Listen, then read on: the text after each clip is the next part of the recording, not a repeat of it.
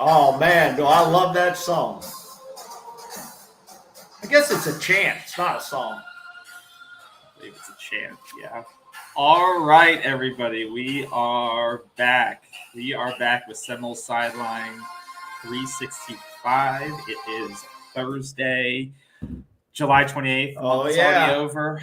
It's gone by quickly, but we are here regardless. And guess what? Whether you're here or not, the climb continues, KB. The climb continues with or without you. You know, it's about the team. It's not about one of us. It's not one player. It's the team. It's the fans together. Talking like a paid media man right there. What?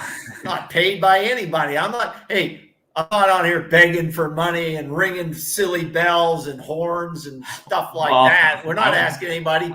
Hey, give it to the NIL. Not yet. But while we're at that, before we go too deep, we want to remind you, if it's your first time or 15th time, be sure to subscribe to the channel. Every like counts. But if you can't make the live show, you can always check the audio 24 hours after this show. This will be posted on Apple Podcasts, Google Podcasts, Amazon Music, basically wherever you consume your music and podcasts. The audio version of this will be available the next day. So make sure you subscribe there as well. It's totally free. And we'd love you to get a download and subscribe there. Let's get into it. Bruce, how's it going on your end? How's the week been? Very, very hot here in Florida, but we're getting rain just about every day, which cools things down and keeps my yard nice and green without me running my irrigation system. How about that? We have everything with the heat, but except the rains. I think we hit 100 over the weekend, last weekend, and it's been steady 89, 95-ish. All the way through with like 60% humidity. So, it looked like it was about to rain. Which is the country's on fire. I mean, the fires out west are unbelievable. You know what's really bad about that is when they start to get in towards those sequoias trees, you know, the ancient trees and stuff. I mean, those have to be protected. I don't care what they do, but those have to be protected. You know, so. But yes, everyone stay cool out there. I'm trying to stay cool over here myself. Went to a soccer game this past weekend. It was a good time, but it was. Where'd you go? Who was that? Went to see the local DC United MLS team in DC, but it was 97 degrees that night. It was hot and muggy, but it was fun. It was a good time. But cool. We'll get into it. A lot going on today, as you can probably see by the title of the show. Two main topics we're going to go after. Review over what happened at the first week of practice as we kicked off. Essentially, getting back in pads with FSU football. Excited to see all the new guys, the freshmen, getting their first at-bats with Coach Norvell. And then we're also going to be talking about a trending topic. This is a topic that kind of comes and goes, but now with NIL firmly in place, it's a more interesting topic with unionization potential in college football. You may have seen the article surrounding Penn State at Big Ten Media Days. I know it's not directly related to Florida State, but this is something that's going to potentially affect the entire football landscape. And obviously it could affect Florida State as they potentially are realigning with a new conference in the next couple of years. So we'll be discussing that, and we'll be discussing an organization who is kind of at the forefront of this with the College Football Players Association. So we'll be discussing them. We may have a guest from that organization joining us today. If not, we're going to proceed onwards because there's some conflicts in schedule, so we hope to have someone on. If not, we have a lot to go over there and to see. And we're going to talk about how, like I said, how it could really impact not just Florida State, but the entire NCAA landscape. So we have a couple of great things to go over there. So let's take it to the first thing. Week 1 practice. Exciting things there.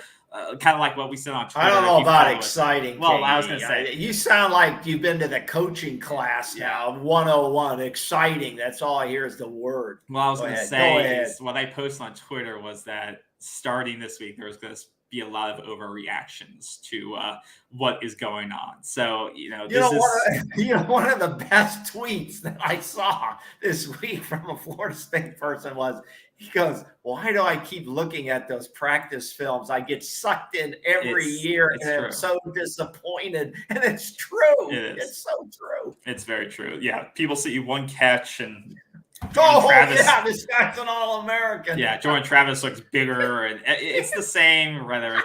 Jordan Travis got bulked up in the training program and stuff like that. And it's like It is what it is. Yeah, exactly. You got to take it with. If you want to get excited about things. Let me say this. I'm sorry to interrupt you, but I hope some fans go, these guys are negative and this. No, it's not. Negativity should never be taken for reality. Okay? Negativity should never be taken for reality. But a lot of people see reality as negative if we're talking about it. Well, we don't sugarcoat it. It's kind of boring stuff. It's like the spring game. Not a lot goes on. You don't learn a lot. And right now they're not really hitting. They're just in shells. That means no full pads. And that's normal for any football team as you gear up for this. But it is kind of boring. And I tweeted out just in the last hour or so, the most notable highlight, no significant or notable injuries. Yeah, I think that's the biggest thing. That's the biggest thing right now is that you want to come out of these practices with no injuries. And that's really the biggest thing. Some freshman didn't come in trying to make his name and crush Jordan Travis, and he's out for the season. Yes. Okay, that is not what we want to hear, and that's a good way for a freshman to get kicked off the team, probably. Absolutely.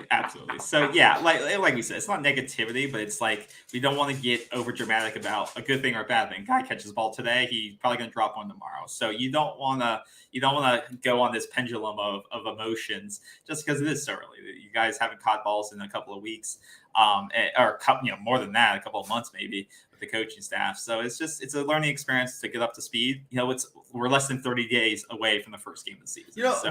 One of the things I never see on tape, and I assume they have one or two of these things, is the jugs machine, the football jugs machine that shoots the balls out. Julio Jones that just joined the Tampa Bay Bucks, and they're excited about that move.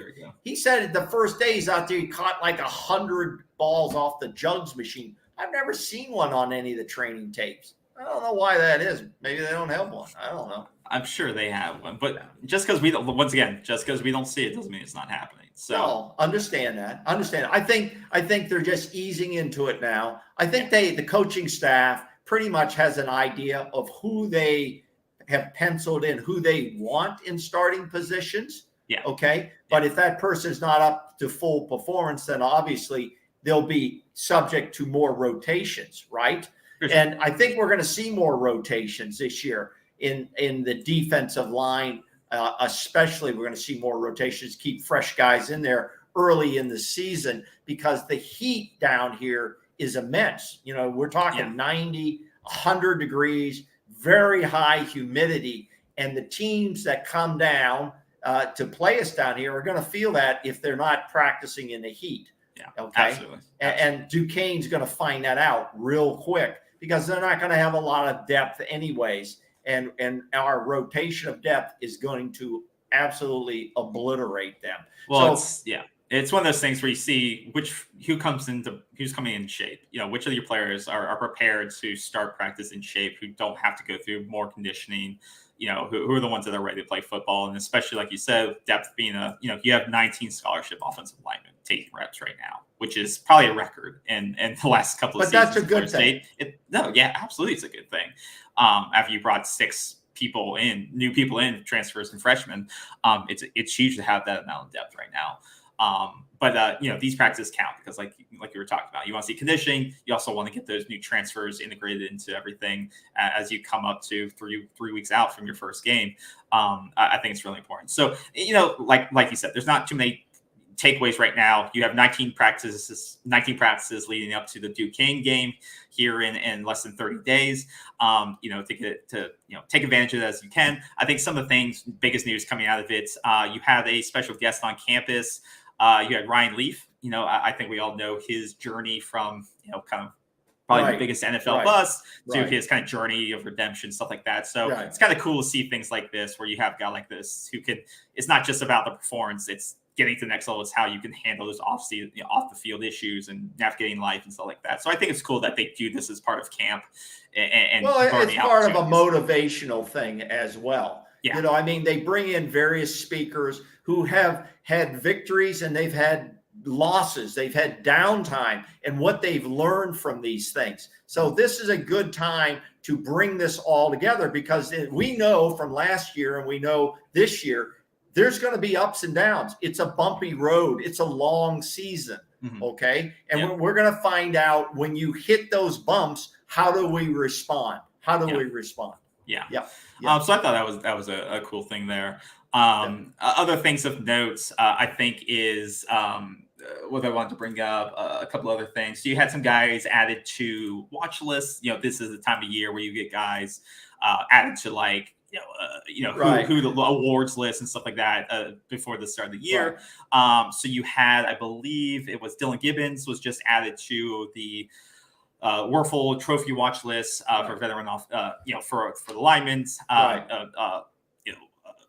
Linemen's and Lord list, offensive lineman list. So there, he does a lot off the field, which is great. But I think the Werfel Award in particular is really about charitable causes and things like that. So well, a number of players have been added to watch list. Jamie Robinson's been added to that list, and there's been a couple other guys. It's meant for community service and leadership achievement. I think he's once again he's been a great leader on the team. The stuff he does off the field with NIL for charitable causes is great. So him being added to that list is great. And obviously I think that the last 2 days the hype continues. And everybody's excited now, and everybody feels there's been so much improvement. This team is more of a team this year than it was last year, and that they can deal with both winning and problems as we go along. And so, of course, there's hype for every team early in the season. So we're going to see how this plays out real quick. And the other thing of note, I think, is, are you familiar with Gerard Ross? Former Florida State player. Yes.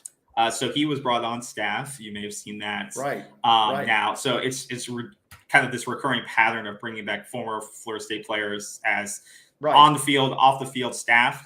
And I think it's a good move of bringing those alumni players back. And Corey Simon's back in on the alumni side, I believe. He's on the booster side. He's on the booster side. You had brought Corey Fuller back as the director of football relations earlier in the year. And a lot of these guys are high school coaches in the area. So Corey Fuller is a motivator, man. He is a motivator. Yeah, he's great. But I think it's smart, one, because you have these passionate alumni that have great networks, but two, they have prominent positions at a lot of these local high schools that have talent in them. So you have those connections, whether or not they're in recruiting roles or not, whether on the field, off the field, they bring that experience with them. Exactly. So I think it's a great addition. So, you're bringing back another former player, which I think is great, in Ross, who will, we'll see what he does, but his impact won't probably be as prominent as you would see as some of these other guys we've talked about, but I thought it was an interesting addition there. Exactly. So that's kind of where we are in the first 2 days of practice. So you can watch a lot of the film that's on YouTube from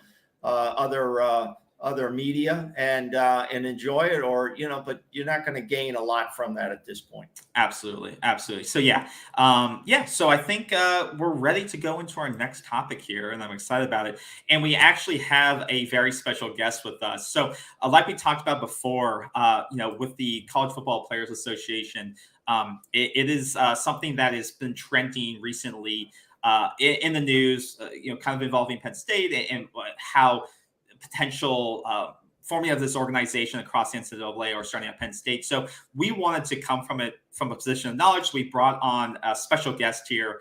We have Alonzo Craighton, who is representing the organization from the leadership committee side. Alonzo, can you hear us? Yes, I can. How you guys doing? Hey, great, Alonzo. Thanks for coming on. No problem. And like I was saying, absolutely. And like I was saying, Alonzo is on the leadership committee of the CFBPA. And we brought him on because he, obviously he brings, the credibility from the organization. He's involved in the organization, being a former athlete. So Alonzo, can you just give our audience kind of a little bit of background on yourself and how you came to be involved with the organization? All right. Well, like he said, my name is Alonzo Craighton. I'm from Purville, Louisiana. I played football at Dutchtown High School with, I could say, a few recognizable names you guys know, like Justin Reed, Eric Reed, Eddie Lacy, Landon Collins, people like that. Out of high school, I went to the University of Minnesota, where I played 3.5 years, and I played for Coach Kill. I played for Coach Clays, and I played for Coach Fleck my last year. I ended up tearing my ACL I want to say the third game of that season against Middle Tennessee. And throughout my whole college career, I had Professor Stahl is who I know him as, but you guys may know him as Jason Stahl.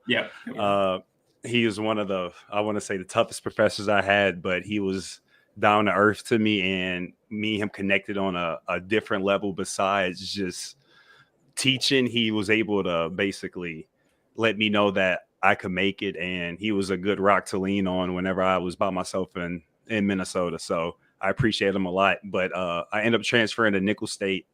I'm a defensive back, so I played safety. They moved me all around the field. I played corner at Minnesota. I played nickel and safety at Nickel State. I played for 2 years. I ended up basically bouncing back from an injury. At Nickel State, my first year, I was dealing with an ACL tear, and my meniscus was messed up. I just wasn't healing right, so I took the year off. Then I ended up transferring after that first year and went to North Alabama, where I finished my football career. And it just was a blessing that I was able to find a team like North Alabama, and with a great coaching staff like Chris Willis and Coach Stedman. It was a great opportunity to be able to play there and finish my career. That's great to hear. And thank you for the background. In fact, Alonzo, my oldest daughter, was studying there at North Alabama. Okay. So she says it was a really fine institution. It is. Beautiful place too. Absolutely. Like, thank you, Alonzo, for that background. And like I said, we're excited to have you on. Could you just give us a little bit of background of how you came to be part of the organization, the College Football Players Association, and kind of, how you got started with it and what attracted you to it? Okay. I want to say about a year ago. Well, the year date was a day ago, I want to say today. But a year ago, Professor Stahl texted me, and he was calling me. And I was just wondering why he was calling me. And I eventually picked up the phone, and he was like, Alonzo, I'm starting this organization. It's going to be a players association, and I want you to be a part of it because I know you care about the game of football and you are passionate about the game of football. And I was very hesitant at first. I was dealing with my own football situation. I was back at my house. I was trying to make ends meet because FBS football is different than FCS football. So, you don't get a lot of the privileges that you would expect being at such a high establishment like Minnesota or anywhere in the Big Ten, SEC, ACC. Sure. So I was just focused on myself a lot, and I kind of ignored him. And looking back on it, it was messed up, but I understood his persistence, and I appreciated like his dedication to what he had going on. And he never gave up. He still never gives up, and he pushes for it. And he reached out to me. Like I said, he wanted me to be a part of it. I was hesitant. I researched into it, and then he called me one day, and I was with my girlfriend at the time, and I was like, man, I might as well go ahead and basically invest in my professor because I know he has the right intentions and he has the right heart for what he's doing. And I know he's the right person for it because he knows what we're going through. He knows what I went through. He helped me get through what I was going through. I went through 3 different coaches. Yeah, it's not easy being from Louisiana, going to Minnesota, 1,200 miles away, and then having 3 different coaches. Not even the guy that came into your house and talked to your mom and told you that he was going to take care of you. He was going to provide. That's a whole different story. Yeah. So for Professor Stahl to be that type of person in his heart, I knew I had to be a part of it. And I had to be supportive. So let me ask you this, Alonzo. What I get the what the organization kind of is about, but in your words, what is this organization about, and why was it founded by Professor Stahl?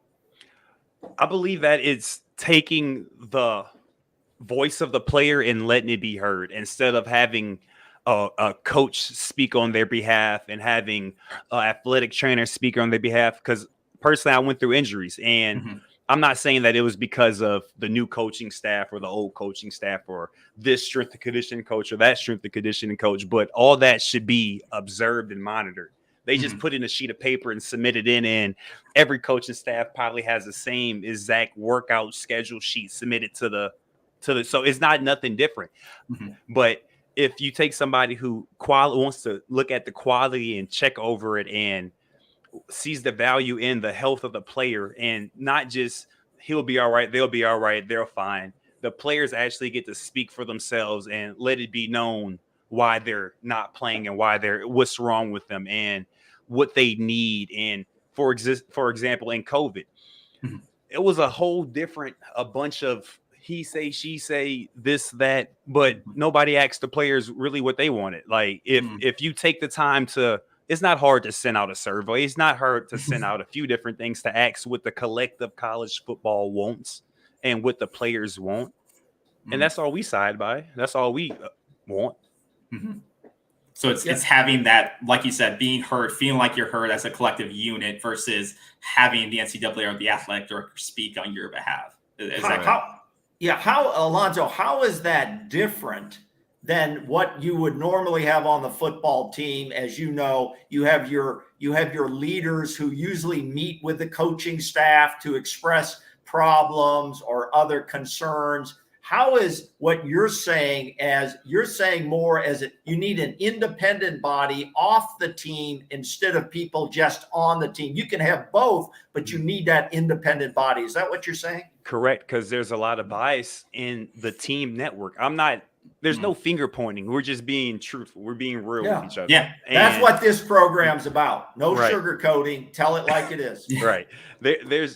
There's going to be people who have their own intentions for, their situation. So being able to, I know you could speak to a leader because the team wants them to be a leader. You see what I'm saying? But sometimes you can't speak to a leader. Sometimes you can't say what you got to say to a teammate because you don't know how you're going to be judged. Even if you could say it anonymously, say it just without having your name tied to it, it would be a great impact. I know you could go to your NCAA representative, but good Lord knows how long that will work and what would happen. You see what I'm saying? I fully listen. I think we both fully understand because we're both employees for somebody, or I was an employee for someone, but I understand your feelings because you're basically saying, if I go forward, like they say in my world, being a whistleblower, you have all these federal protections, but guess where you end up?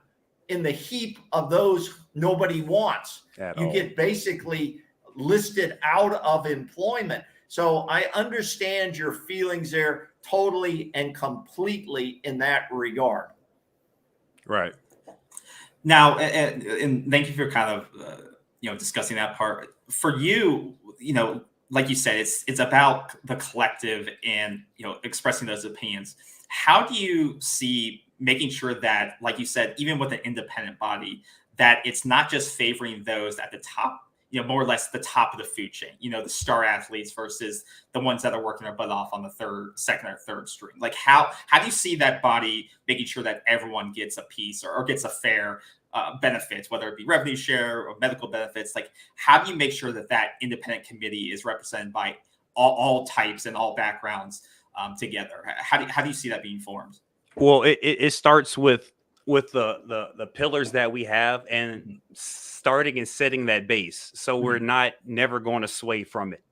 So once you establish that foundation, it's hard to lean and go a different route. So we have already established that foundation when it's come to the communication, especially with the leadership committee. This is what the leadership committee was built up for, in order to engage and communicate with the football players, because like you all know, Professor Stahl is not a football player. He's not a football player. He never was a football player, but he understands football players, and he understood that he needed to get a leadership committee in order to communicate with college football players and with other football players, pre-existing football players, alumni, all kind of different football players, European football players. You know what I mean? So you could basically have one collective whole.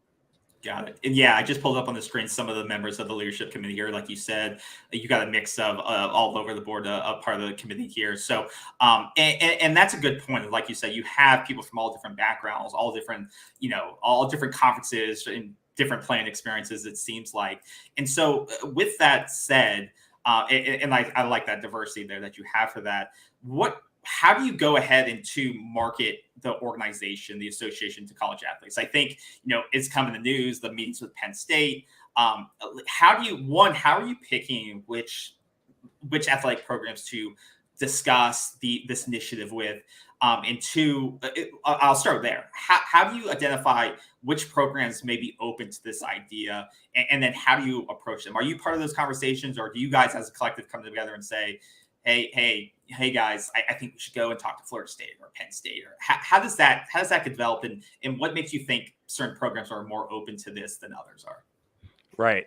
Well, collectively as the leadership committee, we have our own chat, and we talk to basically various different players that we've either played with or known. I feel like institutionally, like picking and choosing, like what happened with Jason Stahl and the meeting with Penn State, those are like, I guess what I say, the higher ups and I guess the board members, I would say that's a meeting for them. But we usually talk about our players and people that we know previously that we played with. Like, for example, I played in 3 different institutions. So even if it's like the seniors and the pre-existing players, alumni that I know, that's who usually we target for the leadership committee. Let me, Alonzo, along that same thought, when you're reaching out to people, because obviously this is about people count. How many people can we get into the association to make it successful, right? Right. I want to explore a little bit your thoughts on how do you do that publicly, or do you have to do it undercover like what we're reading or hearing about at Penn State, where Jason Stahl had to be basically covertly brought in to speak to 100 athletes, as it was reported, at Penn State, without coaching know about it, without the AD knowing about it, without, a total secret. So how do you go about your business and accumulate members? How does that work? And where are we in that regard? So if you could lead with the Penn State piece and lead into that, I appreciate it. Right. Okay. So that speaks on the nature of the job that we're doing and the nature of the work that we're in. I understand that it's really tough kind of for you to basically talk to that many players at one time. So I understand what was going on, and I understand that it's the nature of the beast. In order for you to have that engagement and that conversation with that many players, you think that coaches willingly, there's not many coaches that are willingly going to bring in somebody who is stirring the pot, as you would say, for a coach or for an established like that. Yeah. He just wouldn't necessarily willingly bring it in, even though it's for the greater good of the player and the health of the player and the overall picture of college football. He's not going to just willingly bring them in. So it's kind of like a double-edged sword. You have to work your way around being the bad guy without being the bad guy, because we don't want to be the bad guy. That's not who we are. We're not trying to pin anybody against anybody and push any. We want for the collective whole, for everybody to have benefits and everybody to be served well. And if that means, he has to be snuck in to talk to however many players, then I respect them for doing it. And when it comes to us for the leadership committee, I'm not going to say I necessarily would take those risks, but I understand you have to reach out to players and talk to players. And there would be those strings in those conversations like, oh, my coach says that he doesn't want to speak into you, or he doesn't. But it's not necessarily, that's not what we're here for. We just want the overall best of the college football players. But I have a follow-up to that, KB, and that would be this, Alonzo. Does that mean then, moving forward, that you guys have to reach out around coaching and athletic departments in order to get your message out? Or do you do both? Could you both go? Could you communicate to Florida State through their media or through their contacts at the AD and say, we would like to come in and speak to a collective group of your athletes or your leadership on your team. And if they say no, then you have to go covertly.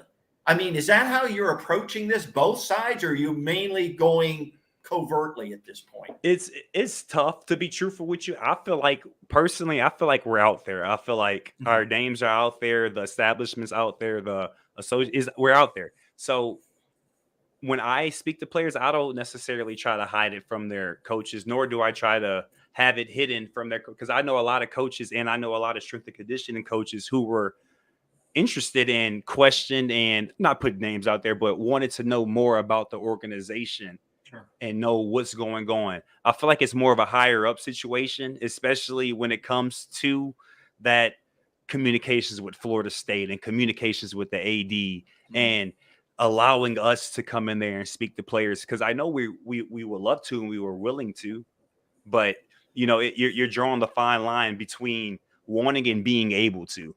We would love to, but we might not be able to. But as far as you know, then Jason Stahl does not reach out directly to the sports administrations at these universities like the ADs to request permission to come in. He doesn't do that, right? From what I know, I have no idea. I would assume they reach out to all aspects and angles, especially for like the unit when he wanted to talk to Minnesota and these other Big Ten schools. I believe he would reach out.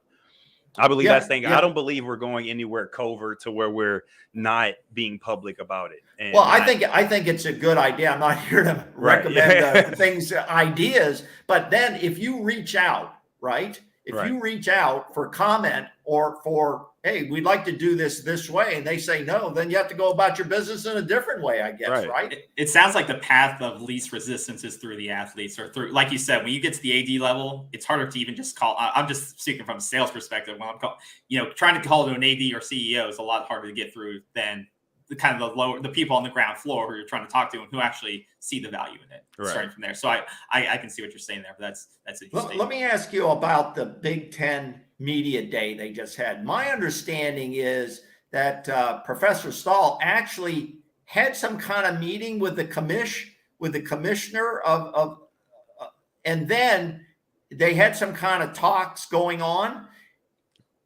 and then he was disinvited to show up for Media Day. Is that your understanding? Or please just correct us. It's happened to all of us. Right. Okay. So from what my understanding is that he had that meeting, that covert meeting that we all know of with 100 players and supposedly, I guess, a strength and conditioning coach or an assistant coach caught them in the meeting, last 5 minutes, 10 minutes.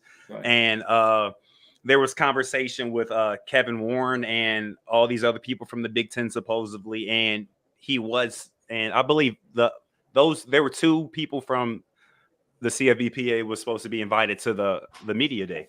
And they basically had talk amongst themselves, and then come to find out now it would just be a player advisory board or something that they're going to go on with. And instead of taking this step in. Well, I was going to ask you, and that's kind of what I was going to ask you about too before Bruce brought that up, is what are your thoughts on that? Like you said, seems like the Big Ten kind of took your idea and said, oh, well, let's just take what they're doing and do it ourselves, and then disinvite them from the big party.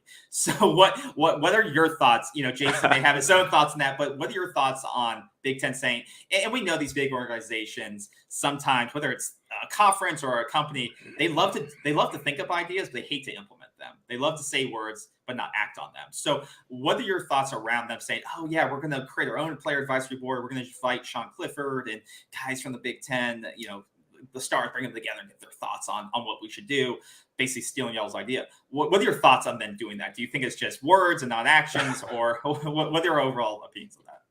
I think that they can't forget the main picture, and that's the voice of the college football player, and that's what they're making the board for, and that's what they're doing all these things for. So as long as they're keeping the voice of the player heard, then to be truthful with you, I don't have any negative things to say besides the fact that you can get that voice lost, and that's what you see time to time again after anything of this nature pops up, it kind of like smothers it in the ground after so long because they made a board for it and they have these representatives from these different teams and they spoke about it, and he went talked to his team and came back, and now everything's fine. So as long as they're addressing what needs to be addressed, then I could. But I don't think that at the end of the day it will be.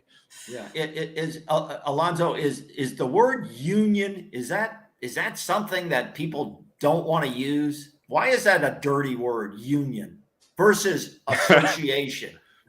This is a tough program, Alonzo. Right. I feel like it's not a bad word or nothing negative. I feel like there's a lot of stipulations that come with it. Mm-hmm. So besides that, I feel like that's a main reason of why we would like to stay away from it, because we are a players association. We're not a union.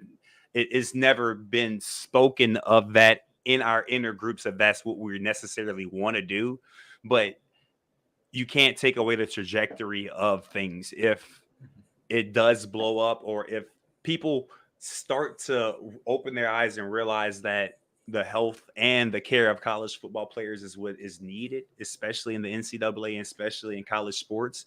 Then you may see a lean towards possibly unionizing with an abundance of members.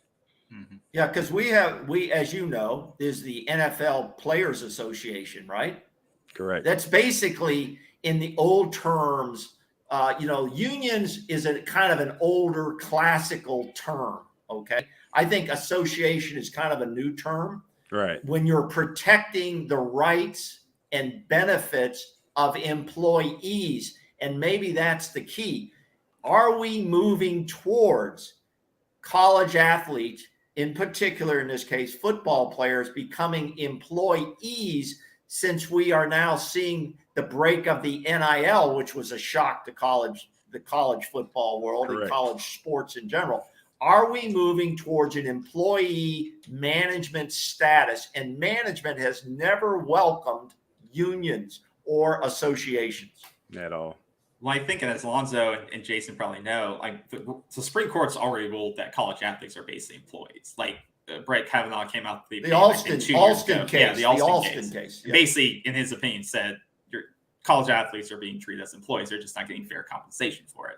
So, like you said, it's already written on the Supreme Court side. There just isn't a structure around it at this point. Right. But to that point, Alonzo, you're coming in at the tail end of NIL, really. It seems like. So do you think? I don't know if it's the tail. Well, end. He's coming.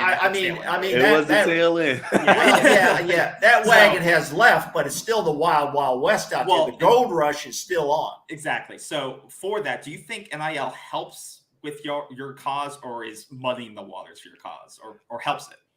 I feel like it's more reasoning behind it, because you got to think about it. No offense to these young men, because that's what they are at the end of the day. Yeah. You're giving 18, 17-year-old, even sometimes $1,000 deals. And what do you do as a kid whenever? I know what I do when I was 18, 17 with that much money. So you got to look at the guidance aspect and the responsibility of basically the outlookers looking in. Like, you would want the best for other people's children and your child too. You don't want them to just be crashing out, as the young kids say, just going do whatever based off the money they get. And an association, a players association, is a good help to guide young men so they're not doing that. They're actually utilizing their money well and becoming good college football players, and not just spending all one spot. And then what if they blow their knee out or tear their ACL, for example, and then you're out of that check. You're out of that NIL deal. You're not as popular. Your jersey's not selling as much. We got to be realistic here. So that's a great point. Is it fair to ask you what your membership is right now? My current membership? Yeah, no, the membership of the association. How many members you have? Oh, I truthfully don't know that number personally. Like I said, it would be a higher up, I guess, assumption. But I believe in the next coming months or the year, we would be public with our numbers, and you'd be able to see it on the website and everything. Okay. Very cool. And I want to respect your time, Alonzo. I know we're coming up on our 25-minute mark where we want to keep you on, so we want to respect your time. So, Bruce, do you have one more question for Alonzo before we let him go? A question. All right. Have you guys contacted ACC schools, or including Florida State? That's who we talk about. We talk about the Florida State Seminoles. That's who we are. And have you had any contacts there? Right. From my knowledge, I haven't. You don't have to reveal any names. Right. Not yet. Well, especially our quarterback. Okay. Right. That would be a good person to speak to, but I haven't, or I don't believe, from my knowledge and from the leadership committee standpoint, we haven't spoken to anybody from Florida State. From the ACC, I want to say we've spoken to a few people from Georgia Tech, I want to say. Okay. But that's all so far. We're hoping that we reach out to more, I want to say. And I know a few people from Georgia Tech also. And I hope they eventually join. And it would be a great members to add on, because the ACC does have a lot of potential. Absolutely. Okay, I'll just a couple words, then KB, you can close it out here. But first of all, Alonzo, we want to thank you for coming on the program. I want to thank you personally. We've asked you some tough questions, and you've really handled them very well. I believe this. I believe, just like NIL rocked college football, I think we are moving towards a player association, whether it's your association or a competing association. You're aware there are competing associations out there, correct? Correct. Okay. I believe you guys are on the forefront of player associations, unions, call them whatever you want. I think that's going to happen, because I think the players, and what you're saying, deserve better treatment in the end. So I am one that fully supports your organization and what you're trying to do. And I think, and I hope you can do it more publicly instead of going through the back doors, because I think that's going to be one of the keys for your organization. But thanks for coming on, KB. Yeah, I think Alonzo is the great example of going through the medical hardships, fighting back, and there should be some sort of safety net if someone's going to put their body on the line. So, no, I appreciate you coming on, Alonzo. I'll give you the final floor here before we let you go and we continue on. But I want to thank you. But what would you like to promote? And you're welcome back anytime. Absolutely. All right. Appreciate you guys. I appreciate you guys for having me. It was a pleasure. I just want to say, like we always say at the end, we're not a union. We are an association, and we want to keep that frame. And if anybody has any questions, comments, anything, you can reach out to me on my Instagram, my Twitter. It would be underneath the College Football Player Association.com page. So if you guys are interested, come on over there. Either submit your name, submit your email, and we'll get back to you, or just reach out to me. Appreciate you guys for having me. Absolutely, Alonzo. Thank you again. And that's CFBPA.org. You can be a member, sign up to be a member, and support the cause. And Alonzo, we want to thank you again, and have a great rest of your evening, sir. You too. Come back and see us sometime. Okay, Alonzo. Yes, sir. Take care. Bye-bye. And yes, thank you again, Alonzo, for your time. We'll go ahead and tweet out, with this recording, his information. So if you want to contact him, get more information, get an interview with him. But it was some great questions there he answered, and gave, I think, both of us some background and answered some tough questions. Because we invite people onto this program, and some people don't want to do it. Okay, I think we ask good questions. I think they're fair questions. I think Alonzo handled those very professionally, and I think it was great having him on. He's always welcome. Members of that organization are welcome on here at any time. Just get out, contact us. We're glad to have you on. But I do believe, as I told Alonzo, I do believe that college football is moving that direction. And now, because if you know anything about unions, okay, unions was the key word many, many years ago. There are still unions, worker unions, the steel workers union, the truckers union. These unions, and there's a lot of different opinions on this, they were set up to negotiate with management about collective bargaining about health benefits, pay, other types of family issues, okay, to help the employee. Now, the unions also had corruption and theft and graft. Like everything. but that was why they were set up. The NFL has a player association, and baseball has an player association. The NBA has a player association. And what they do is when they don't get what they want in terms of revenue and other things, what we all know what they do. What do? They shut the game down. Yeah. They shut the game down. Well, I think let me finish. Before you had those associations, you had players and management, owners. And the owners basically would say, you don't like it, go take a hike, right? Yeah. And people were thrown out of the game, basically blacklisted out of the game. And I can name some of those. Curt Flood, who was an outfielder for the St. Louis Cardinals way back in the day, way back in the 60s. Okay, he was one of the first ones to start the banter for free agency. We can't forget who these people were that paid a price to get what they wanted. Yeah. And college football players are under extreme pressure, athletes in general. But college football, they get beat up, and when you're done with them, they're cast aside in a lot of cases. Oh, I think in almost every case, they are, unless they can afford to pay for injury insurance and things like this, which is probably only for the most well-off and star players who can afford to buy that liability insurance. But I think that's the biggest thing is they're looking to be an association like the NFL is set up. I think, like you said, the word union has stigma around it, and doesn't play well. It does have a stigma. So, and I think that's where Alonzo is trying to frame it right. They're looking to be a collective bargaining association that can fight for the rights of the player, right? Which is great. But and I think with that, there's some great things came out. We're all reading articles around this, and that's why we wanted to have Alonzo to give his side with the association, what they're pushing for. And as he brought up, a lot of this is still grassroots. They just celebrated their first year of the organization. First year anniversary. And so a lot of this is still through grassroots promotion of it. You're trying to say, why aren't you going to the ADs? The ADs don't want anything to do with this because that's management. They're right? fine, but they're fine with the status quo. The ADs are fine with the status quo. Sure. So that's these guys are just going to hang up with you. They're just going to hang up on you. So they have to go through. Well, my point, KD, my point is this. As I told Alonzo, okay, and I'm not trying to tell his organization what to do, but my point is this.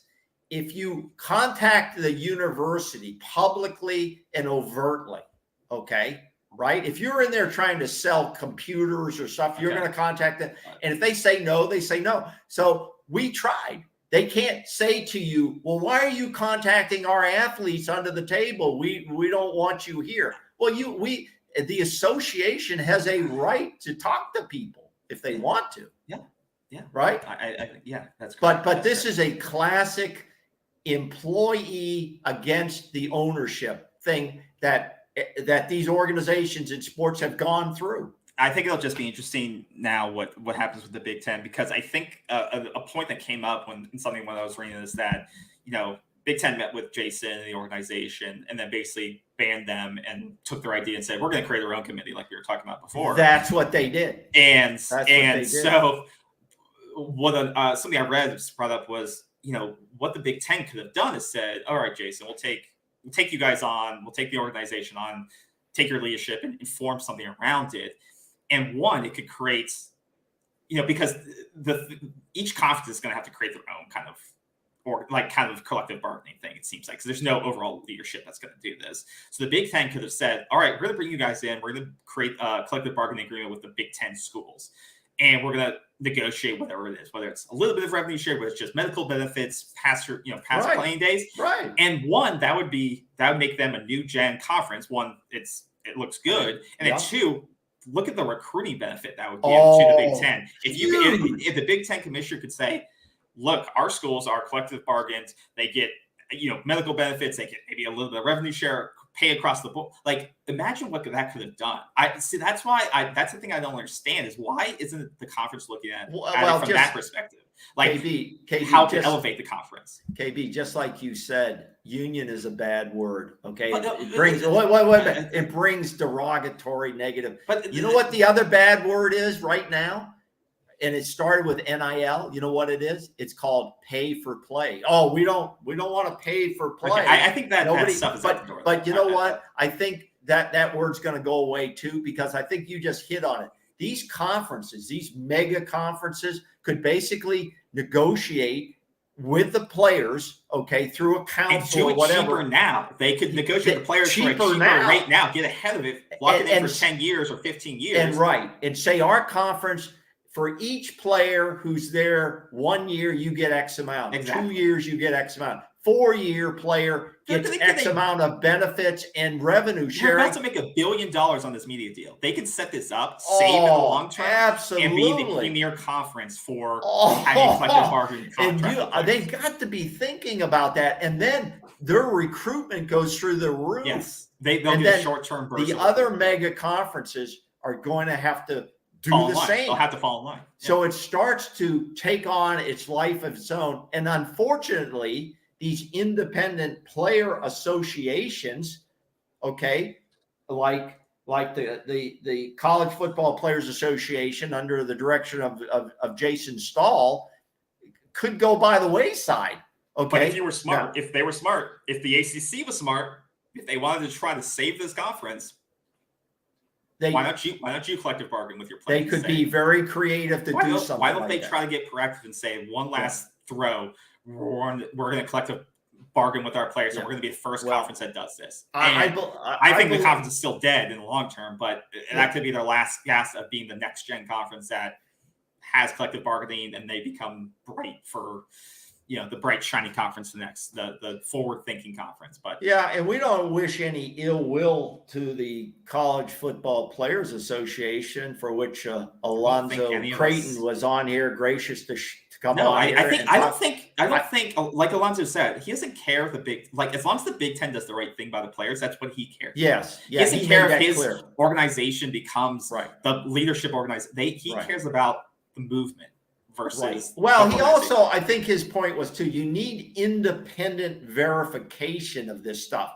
You can't have, you can't have the Big Ten just policing themselves unless you have an independent body of people coming in. Yeah. I think that's fair as well. But I think that, like NIL, this is breaking ground, and clearly this organization, the CFBPA, is breaking ground in terms of getting these players protected. And that's what this is about. Yeah. Player rights, player protection in the long run. Yeah. And because that's what it was about for Major League Baseball, NBA basketball, and NFL football. They tell their association bargained to the fact you will have X amount of practices. This is how long they're going to last. This is how many will be in pads. This is when this is going to happen. This is how much you're going to pay athletes. When they leave the game, you owe them a pension of.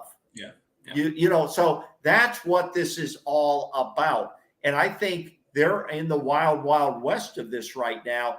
I think it's going to be a tough go for these associations because they have to do everything covertly. They have to kind of sneak in the back door like at Penn State. That's not ideally how you want to have to accumulate membership. Because that's how you have to do it, though, because none of these schools want to do it. I get it, but do you understand the pain and the bump? Yeah, it's called work. It's called work. Well, that's what it takes. I get that, but it's a tough go because players don't want to be the guy whose name gets dropped out. Hey, this guy's doing this, because he gets pushed to the side, and that happens. Well, that's why you have to have the stars be the high. That's why you have like Sean Clifford, that when he turned and said, no, I'm going to go with the Big Ten and not support this. That's why it was such a big blow. Well, that's why you have to have the leaders of the team. You have to have the Jordan Travis, the Robert Cooper. Exactly. You have to have Fabian Lovett, Jamie Robinson. You have to have the top guys at these schools to establish a true chapter. And that's what the association is trying to do. Yep. They want to establish a chapter at each school, so there's representation there. Yep. We wish them the best of luck. I think it's necessary. I think it's a good thing they're doing, and I hope they accomplish it. Now, one other point, as I said, there is a competing association out there, and that's called the National College Players Association. Okay. Mm-hmm. And it seems to have the executive director is a guy named Ramugi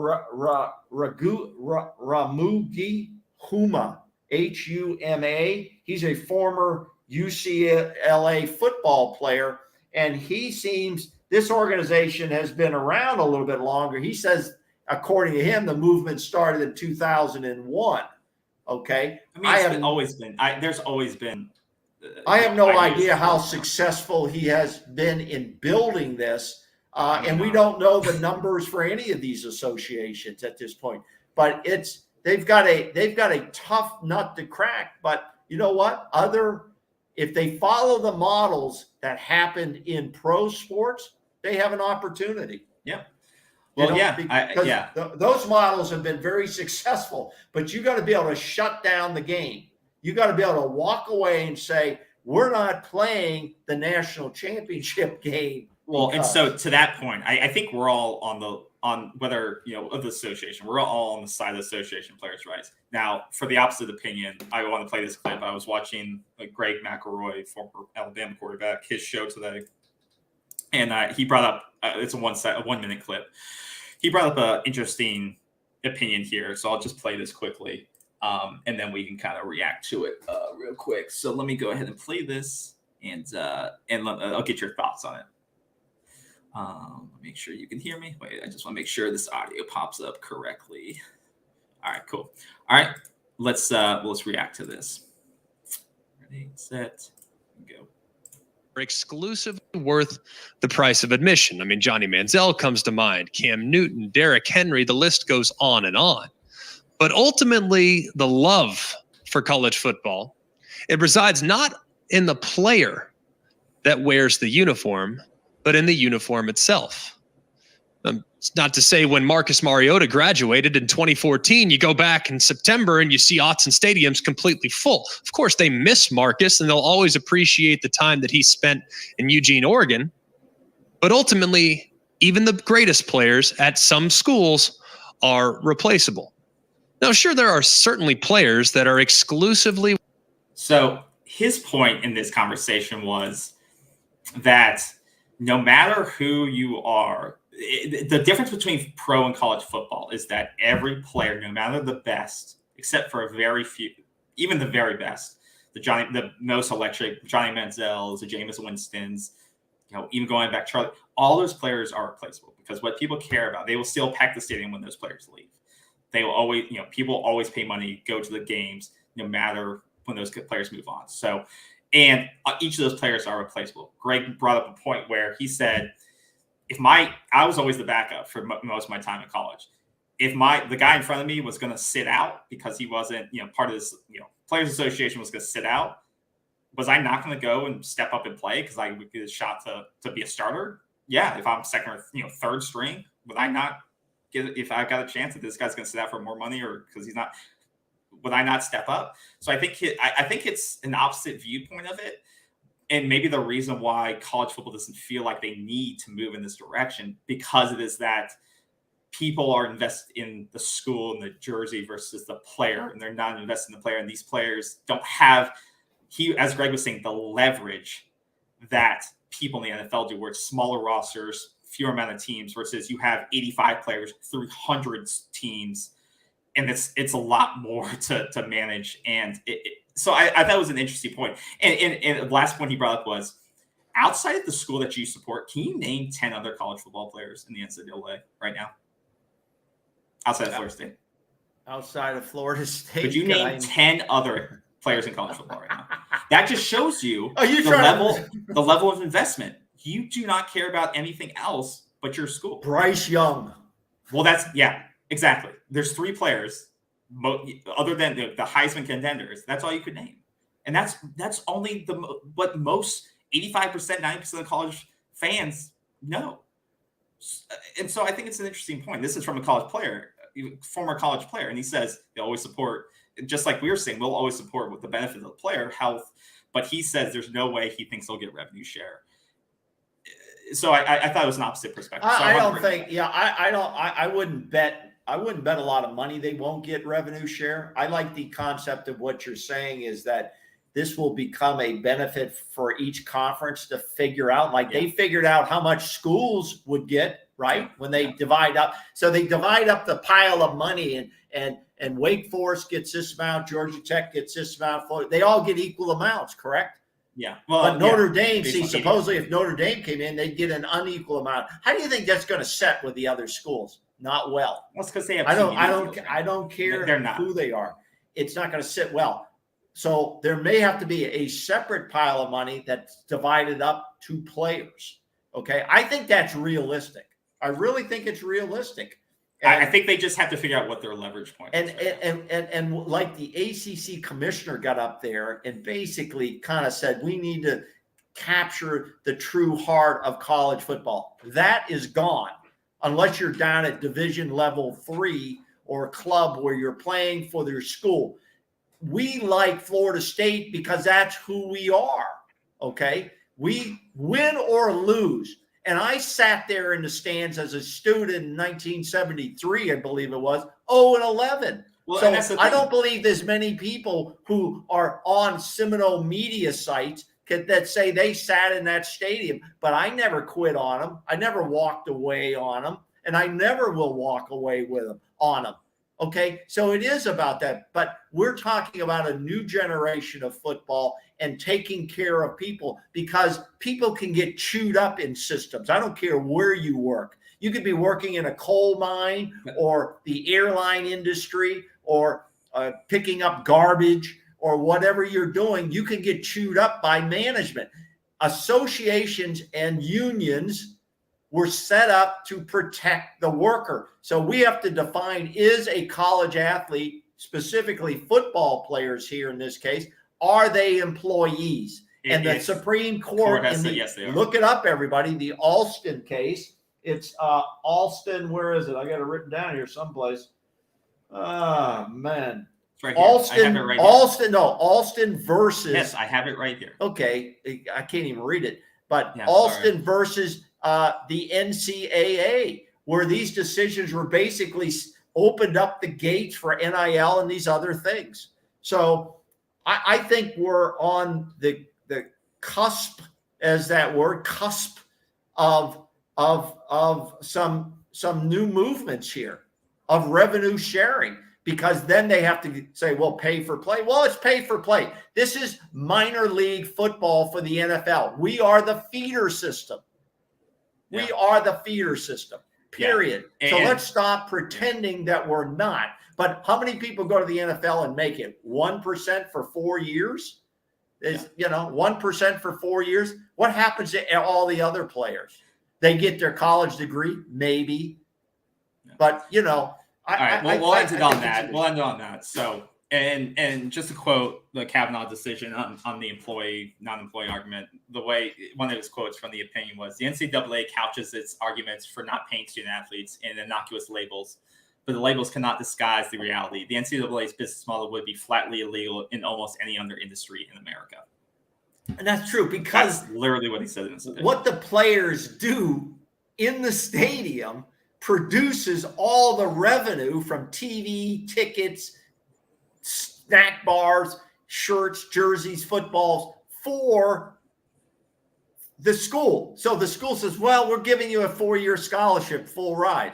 Okay. How much is that worth? We'll calculate that in there, but it's still money. You're still giving them money, right?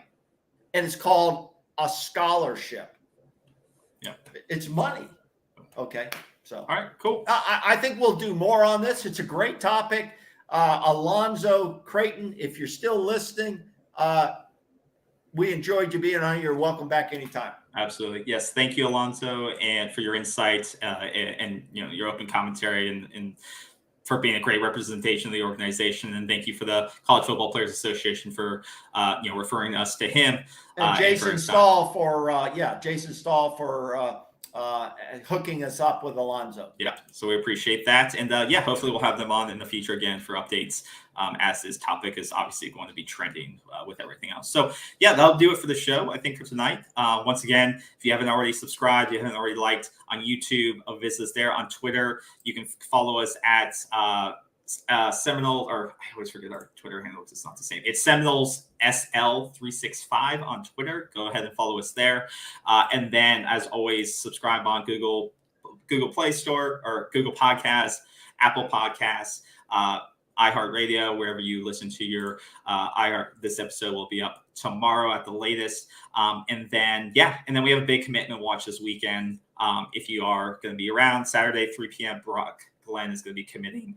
So that'll be a commitment watch for our potentially our next quarterback. That's the recruit that scared off Chris Parsons, right? Yeah. So if we need to land him, or we'll be talking about something next week. So yeah, that'll do it, guys. Thanks again for your time, for everyone's time. Have a great rest of your week, and we'll see you next week. Take care. See you again, folks. Bye-bye. Bye.